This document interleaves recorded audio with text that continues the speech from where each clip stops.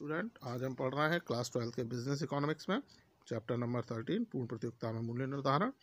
और हमारा आज का टॉपिक है बाजार मूल्य और सामान्य मूल्य में अंतर। और ये बोर्ड परीक्षा में पूछे जाने वाला बहुत इंपॉर्टेंट क्वेश्चन है। सामान्यतः ये पेपर में पूछा जाता है, तो इसे आप ध्यान से समझने का प्रयास करिए और इसे याद करना। इससे संबंधित यदि कोई समस्या हो तो आप मुझसे पूछ लेना। तो हम स्टार्ट करते हैं। बाजार मूल्य और सामान्य मूल्य में क्या अंतर है। बाजार मूल्य अति अल्पकालीन मूल्य होता है, सामान्य मूल्य दीर्घकालीन मूल्य होता है।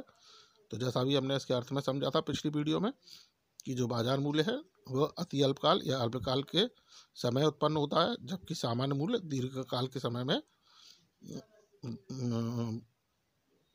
समय में होता है। इसीलिए इसे हम दीर्घकालीन मूल्य भी कहते हैं। अगला है बाजार मूल्य मांग और पूर्ति शक्तियों का अस्थायी संतुलन है, अतः यह बदलता रहता है। तो जो बाजार मूल्य है वह मांग और पूर्ति शक्तियों के अस्थायी संतुलन के कारण उत्पन्न होता है।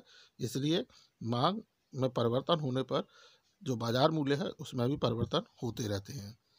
सामान्य मूल्य मांग और पूर्ति शक्तियों के बीच स्थायी संतुलन का परिणाम है। यानी जो सामान्य मूल्य होता है वो वस्तु की मांग और पूर्ति के स्थायी संतुलन के कारण उत्पन्न होता है, या हम ये कह सकते हैं कि वह मांग और पूर्ति शक्तियों के स्थायी संतुलन का परिणाम है। तीसरा है बाजार मूल्य के निर्धारण में मांग का प्रमुख एवं सक्रिय प्रभाव होता है, जबकि पूर्ति निष्क्रिय रहती है। तो बाजार मूल्य के निर्धारण में सबसे जो मुख्य तत्व है वह होता है उस वस्तु की मांग, और उसका पूर्ति पर बाजार मूल्य का पूर्ति पर कोई प्रभाव नहीं पड़ता है।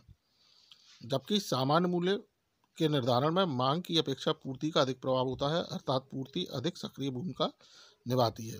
तो जो सामान्य मूल्य होता है उसमें मांग की अपेक्षाकृत पूर्ति अधिक सक्रिय और प्रभावी होती है। अगला है बाजार मूल्य सभी प्रकार की वस्तुओं, अर्थात चाहे वे पुनरुत्पादनीय वस्तुएं हो अथवा निरुत्पादनीय का होता है।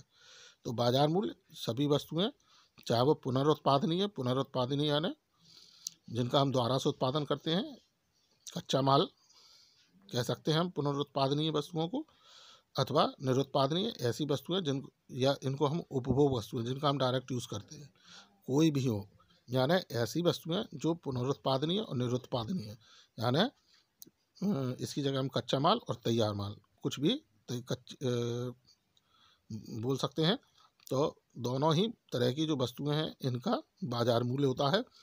परंतु सामान्य मूल्य केवल पुनरुत्पादनीय वस्तुओं का होता है, क्योंकि पूर्ति को मांग की दशाओं के अनुरूप तभी किया जा सकता है जबकि यह पुनरुत्पादकीय हो।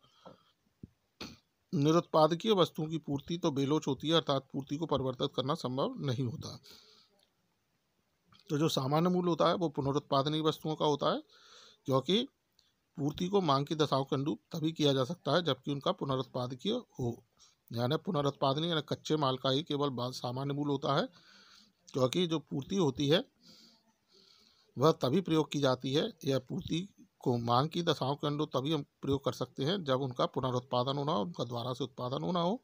जो निरुत्पादकीय वस्तुएं यानी जो उपभोग वस्तुएं उनकी पूर्ति बेलोच होती है, अर्थात पूर्ति को परिवर्तन करना इसमें संभव नहीं होता है। अगला है बाजार मूल्य किसी समय विशेष में प्रचलित वास्तविक मूल्य है। तो बाजार मूल्य जो होता है वो एक निश्चित समय में किसी वस्तु का जो बाजार के अंदर मूल्य प्रचलन में है वह होता है, जबकि सामान्य मूल्य काल्पनिक होता है जो कि व्यवहार में कभी देखने को नहीं मिलता। सो स्टूडेंट, ये था बाजार मूल्य और सामान्य मूल्य में अंतर, जो आपको समझ में आया होगा। इनसे संबंधित यदि आपके कोई क्वेश्चन है, डाउट्स हैं, क्वेरीज हैं तो आप पूछ सकते हैं। So thank you.